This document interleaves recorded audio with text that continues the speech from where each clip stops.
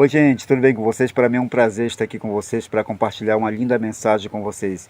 Sejam todos bem-vindos.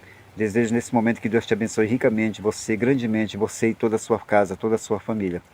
O título de nossa mensagem de hoje é este aqui: Reconhecerei os meus erros. Lá no livro de Salmos, no capítulo 51, no versículo 3, nos diz assim. Lá nos diz: Pois eu reconheço as minhas transgressões e o meu pecado ele está sempre diante de mim. Então, é o Salmo 51, versículo 3 que se encontra esta mensagem. Quando um duque rico, um rico duque italiano, ele subiu ao seu trono, ele decidiu investigar cada detalhe concernente ao seu reino. Um dia ele embarcou em um navio de sentenciados, em que lá estavam confinados muitos criminosos.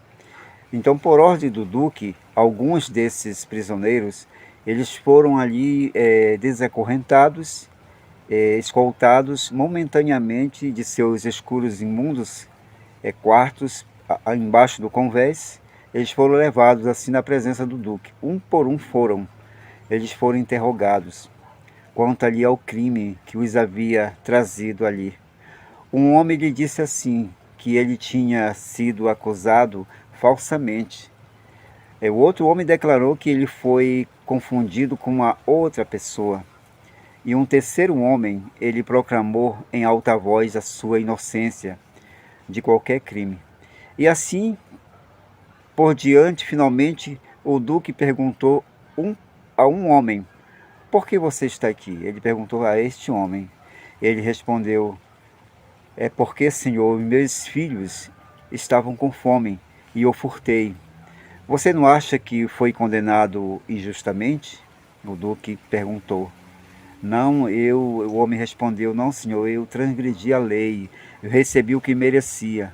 O duque voltou-se ali para o capitão e disse: é muito ruim manter este homem culpado em meio de todos esses outros homens que jamais cometeram qualquer crime, né? E ponha este homem em liberdade, foi o que o duque ordenou. O único homem que havia reconhecido o seu erro, ele foi libertado naquele mesmo dia. E, meus queridos amigos, em nosso texto de hoje, Davi admite que ele cometeu um crime. Ele mandou um bravo soldado para a morte, para uma morte certa, a fim de possuir a sua esposa. Quando o profeta Natan mostrou a sua impiedade, Davi não apresentou nenhuma desculpa. Ele não apresentou. Ele só falou: pequei. Ele admitiu que pecou. Deus perdoou Davi, porque ele não tentou esconder o seu crime. Deus perdoa ele. Mas por outro lado, Saul, que foi rei antes de Davi, ele nunca aprendeu esta lição. Quando ele foi reprovado por desobediência, Saul disse a Samuel: pelo contrário, eu dei ouvidos à voz de Deus. Foi o que Saul falou mentindo, né, para Samuel. O pecado de Saul, meus queridos, não podia ser perdoado porque ele recusou confessá-lo, ele recusou confessar o seu pecado. Eu quero dizer para vocês que é difícil admitir o erro às vezes. As palavras "eu fiz isto, sinto muito", é muito difícil às vezes de falar, não é verdade? Não é fácil de dizer. Talvez você e eu tenhamos ferido os sentimentos de alguém, ou talvez tenhamos dito uma inverdade. Talvez até tenhamos já colado na escola, né, a fim de obter uma nota mais alta. Nós temos que ser fortes e admitir o nosso erro e pedir perdão e seguir as promessas divinas, as promessas de Deus que diz assim: se confessarmos os nossos pecados, Ele é fiel e justo para nos perdoar de todos os pecados. Isso é uma promessa maravilhosa.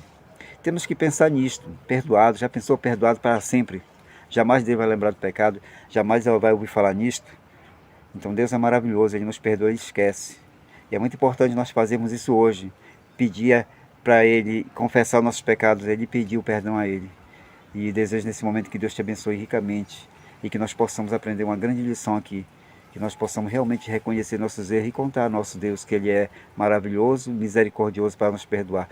Um grande abraço, meus amigos, até o nosso próximo encontro. Fiquem todos com Deus. Amém. Tchau, tchau.